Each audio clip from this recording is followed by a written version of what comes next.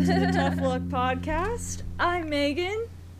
I'm Keara. We didn't go over that beforehand, so here we are. And as you can see, this isn't Lily. This is Keara Nelson. I am not a lily. She's not a lily, so No. she's not a flower, as they say. But how are you today, Keara? I'm all right. I'm stressed and blessed. Oh, that's great. Okay. That's great. Love to hear that.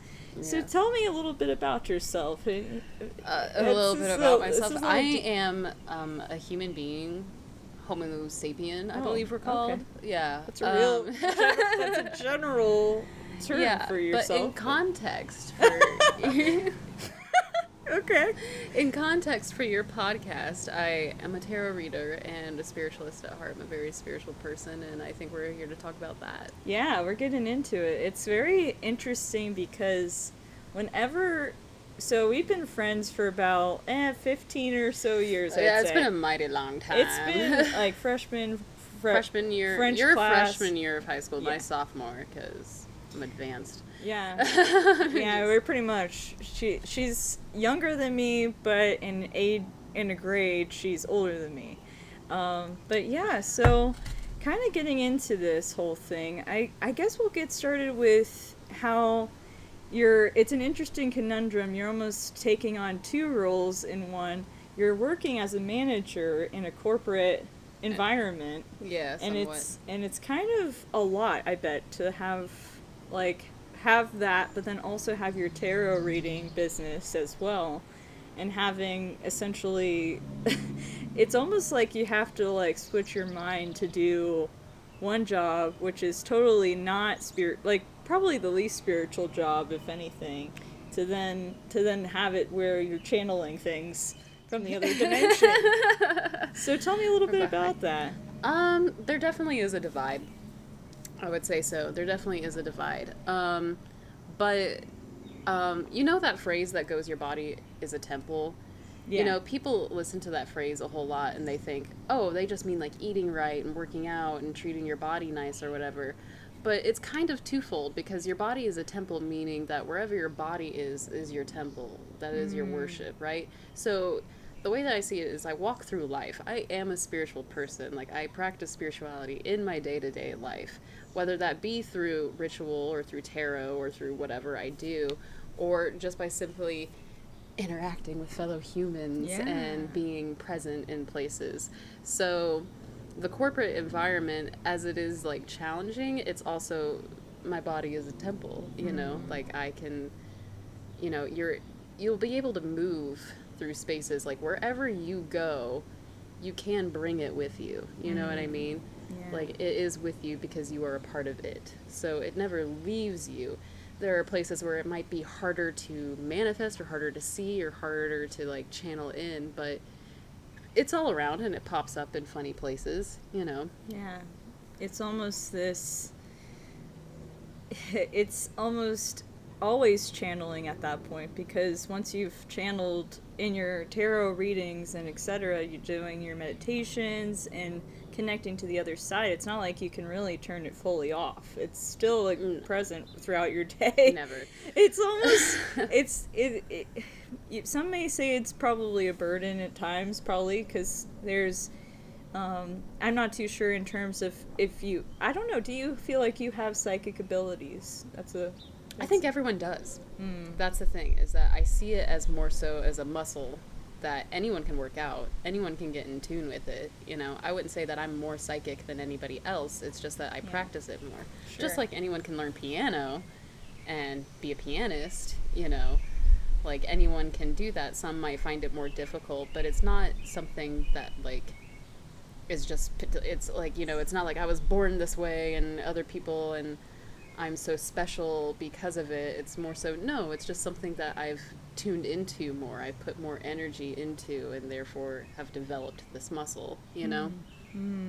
Yeah, it's a funny thing how it feels like something that's foreign. At least we were taught in our like worldliness. I don't even know if that's the best term, but we were taught that it's something that only a few select people have, that only the few have this ability to channel on the other side, but in reality, no, we all kind of No, have that. like everyone has at least one story of walking into a room and knowing something's gonna happen or whatever, or like you have, like, you see it every day. Like, you've walked into a room after two people have had an argument before. You didn't even need to know that there was an argument, but there's an energy. You know what I mean? Like, Yeah. we all have it. We all sense it somehow. You know, there's like we normally the stuff that people pay attention to is the negative stuff, right? Like tension or like bad vibes, you know, because those are the ones that negativity is louder. It's not more present than positivity. It's the same amount, but it's just a little bit louder, so we tend to focus on it more or pay attention to it more.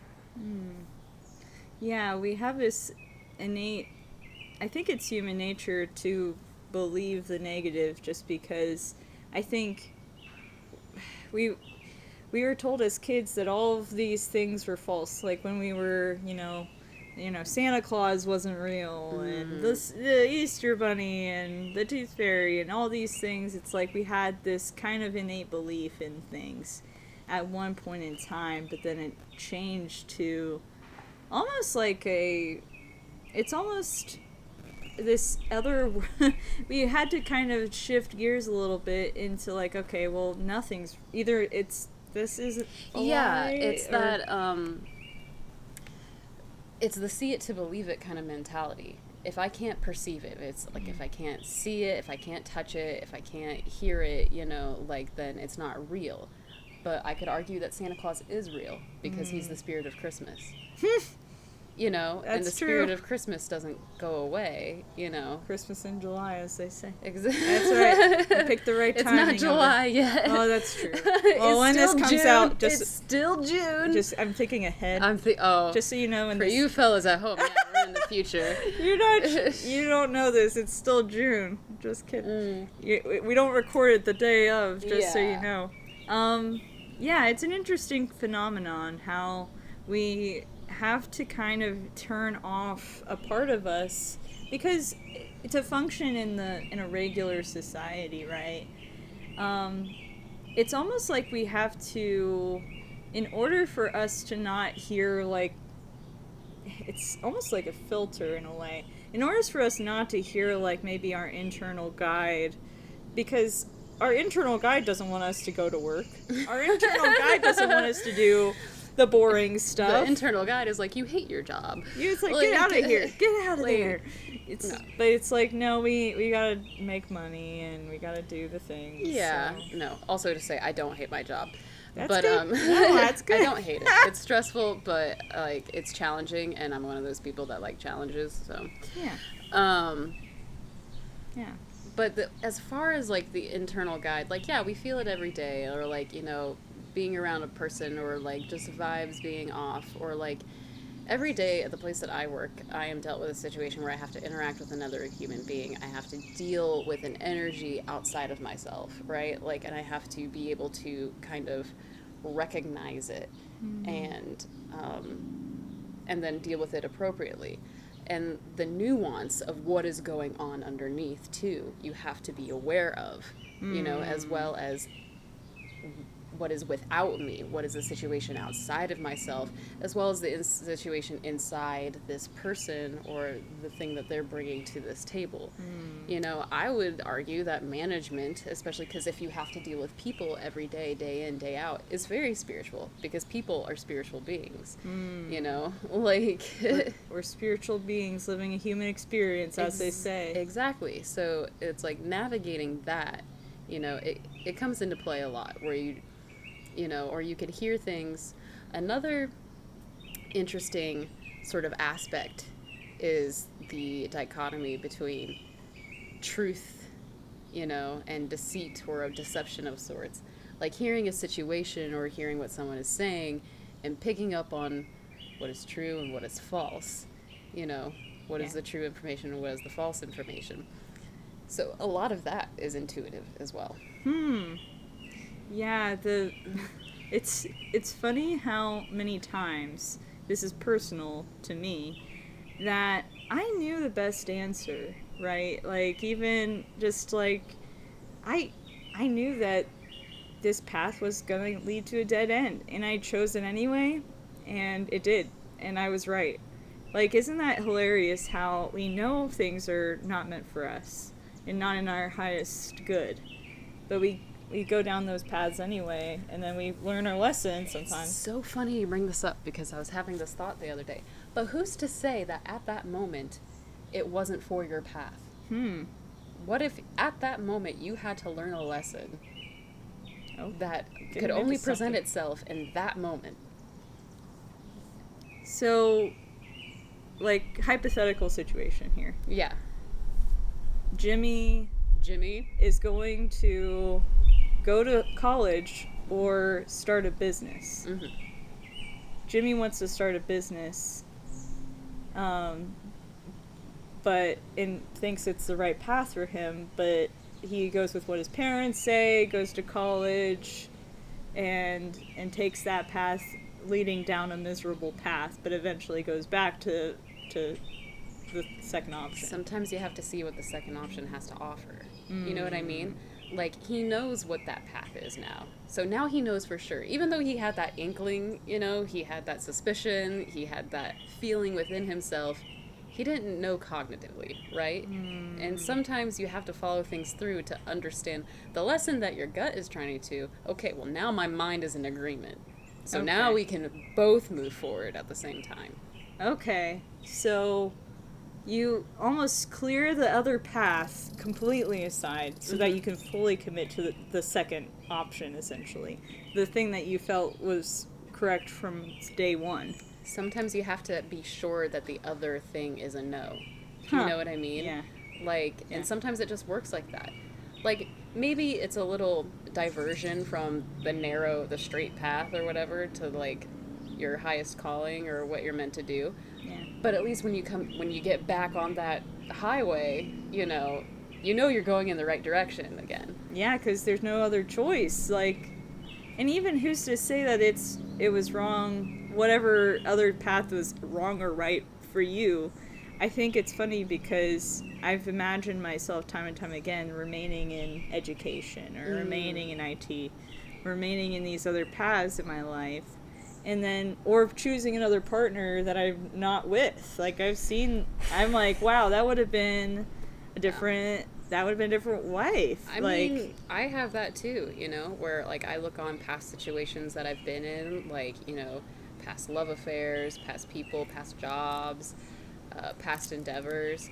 And I don't regret any of them, because now in the position that I'm in, with the lessons that I have carried over, you know, like, I understand who I am more because of them, and I understand, like, what I don't want necessarily. You know what I mean? I understand what I'll tolerate, and I understand what makes me happy, you know, and I understand, like, how to pursue things that make me content. Nice. That's gotta feel good, and I think it's because we're approaching 30.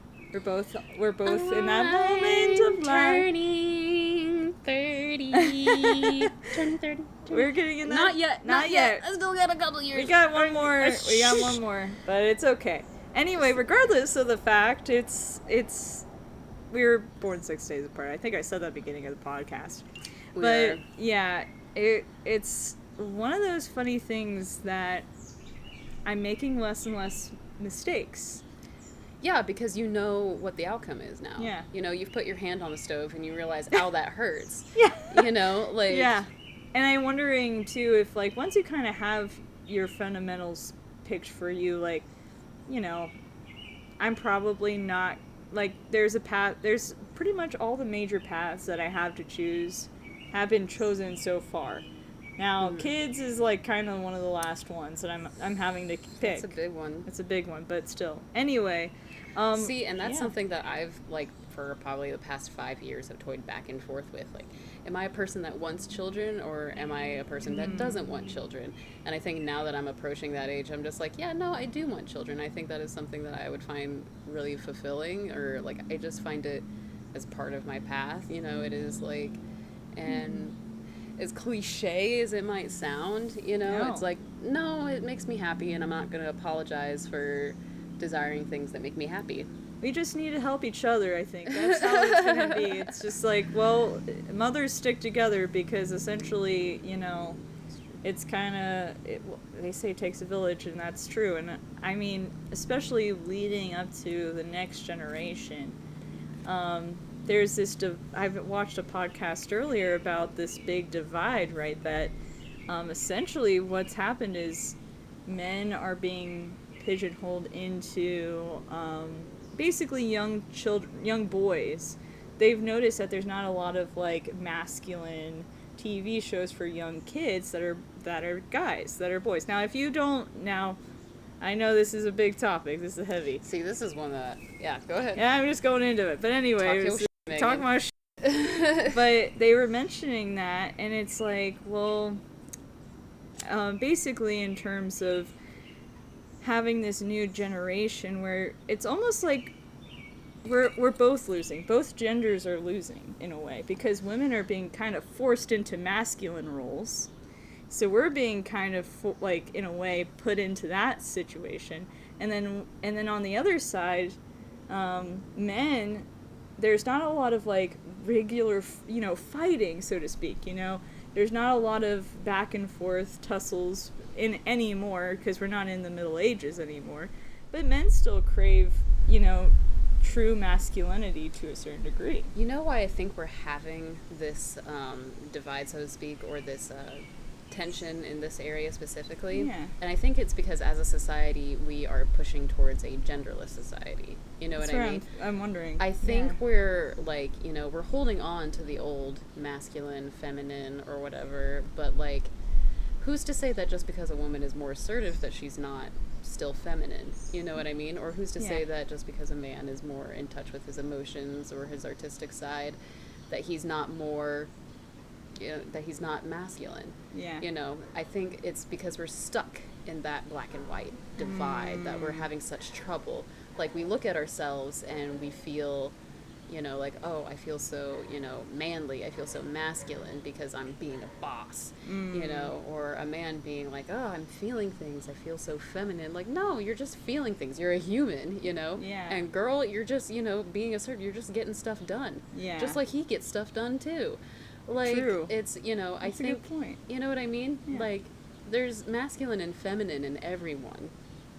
And I think it's good as a healthy person to visit both often. Yeah. You know, within yourself. I think that's true too. I think women often do have this assertiveness, and in fact it's beneficial for society to have women being in power because often we think differently than men. We have a lot of different setting of opinions and things like that. But how much of that is because of child rearing? What's that? The way that you're raised. A woman has a daughter, and then boom, I have a daughter. I gotta raise her a certain way. I have to raise her in a way that that is different than my son. You know, like, I had a conversation That's a good point. with an ex-boyfriend of mine where he was saying, like, I feel like young men are taught to impose their will on the world more. You know, they're taught that their opinion matters more. They're taught that, you know, what they want, you know, and what they're trying to get at matters more. Whereas young girls are taught to consider everyone's opinion. What will people think about you? What will, you know, like, you know, I think a lot of it has to deal with child rearing. That's you know, true. which creates the society. That's true, and I won't lie. My bedroom was pink. I had a pink one. I mean, then again, pink is, what's that mean? I don't even know. What does pink even mean? What is it? I didn't know as a kid, but Yeah, I just, like, I have this But pink you just bedroom. liked the color pink. You I know? didn't even choose it. Oh, It you was- didn't it choose was- it. See, but that's child rearing, right? Like, Yeah. the feminine, you know. And, like, when I was such a tomboy as a kid, I was too. you know what I mean? Like, I love climbing trees. I love my overalls. I played in the dirt all the time. My mom yelled at me all the time because I was always dirty, because I was always playing in the dirt. Like, It's for real. I have a me as dressed up as Cinderella, but my hair was not brushed. I was forced into that. I mean, maybe not forced into the Cinderella. I did like Cinderella, but I was like, no, my hair's a wreck and I don't even care.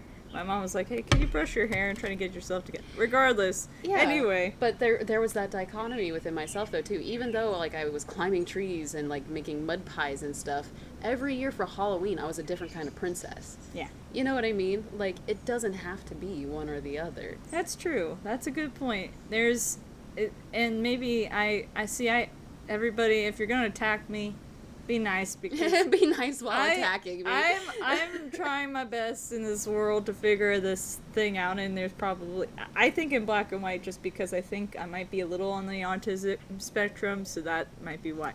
But anyway, regardless of the fact, because Keara is a tarot reader, we had some ideas to kind of go over, even like if I shuffle a deck and then I show you a card, could you speak to maybe the differences between your interpretation of the card and what the actual card means? Okay, well, maybe we should get into what you mean by that, yeah, and then show them. Okay, that works. Yeah, okay. So what she's talking about is, I've been reading tarot for a long time. I want to say like over 10 years now, which is crazy to think about. That's been because 10 when years. I picked it up, I never thought that it was going to stick with me for the rest of my life, but it did. Like, I have so many decks now, and some of them are for the art, and some of them for the specific vibe or the specific energy that that deck gives and holds in my life. Yeah. A lot of them are gifts, you know. True. But yeah, so when you read tarot for a long time, especially if you're reading for yourself or if it's a part of your personal practice, you develop your own relationship with certain cards in the deck, your own sort of inferences, your own attachments to the symbolism. You know, so when you're reading for your personal life, the story can be much clearer. And it depends on what you're inquiring about at the time. Interesting. So when you read, it's more about reading context versus reading the card for its literal meaning, so to speak. Yeah. Okay. And so, like, if I'm reading for a client or if I'm reading for someone else, it's more generalized, and I use the more generalized meaning. But if I'm reading, like, an in-person thing, which is always, you know, preferred, like, with that person, I can pick up on a specific storyline, and it may be slightly askew from the energy that the card, like, the literal definition that the card is supposed to hold, but it's still telling a story through the symbolism and the archetypes. Oh, okay. Okay. Well, would you be okay with maybe doing a little shuffle and then... If you want to pick a card absolutely. And just pull one out and see. Yeah, now, do you want me to inference what the card is about for you, or what my personal sure. attachment is? I'll ask a question on the pod. You want to ask a question This on is so the pod? vulnerable. Maybe I shouldn't, but I mean, if I keep it general enough, maybe it won't be so revealing of my personal life. Yeah, let's see, like, what's tomorrow gonna look like? Okay. That's a general I do that enough. one all the time. What's tomorrow gonna look like for me? Let's see. Or wait, should I have handed this to you? No, you go ahead and just pull a shuffle? card, and I'll read for you. Okay. If you just want to do it like that. That's fine. Oh, here you Page go. of Wands. This is so strangely vulnerable. Even though it's like, wait, what's happening tomorrow? Okay, so the generalized definition of Page of Wands is someone who... Wands are actions, right? They are impulses. They are the fire within us. It's the fire suit of the deck, so to speak. So it's about action and passion and drive. And a page is someone that holds it, but they're lower on the scale. A page is someone that holds something or offers something. People would say, a lot of tarot readers would be like, oh, this is an offer to do something. This is an opportunity. But I see this as you holding an opportunity. Or having some sort of inspiration that just kind of comes from your gut. It comes from your soul. So I think tomorrow there's going to be a little fire that's lit in you, and you're going to want to do something. Now, it's not on a grand scale. You know, it's not a king, and it's not a queen, and it's not a knight. It's a page. Yeah. Right? So it might be a little something like, hey, I might bust out the art supplies. I don't know. I'm just Hell yeah. I'm just ripping. Keara predicted that. That'd be amazing. Yeah, or you know, it's definitely, you're inspired to do something, or you have this idea. It's like, but it's an idea about an action. That's what I'm picking up. It's like, I want to do something, or what if I did this, you know?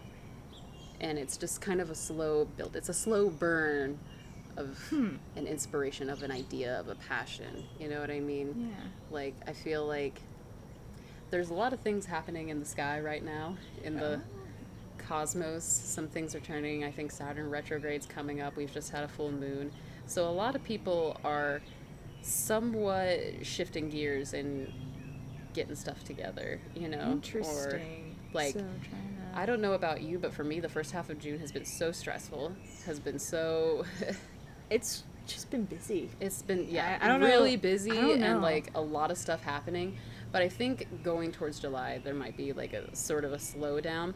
But also that means that our brains have more time to race now that we're not physically doing things. Interesting.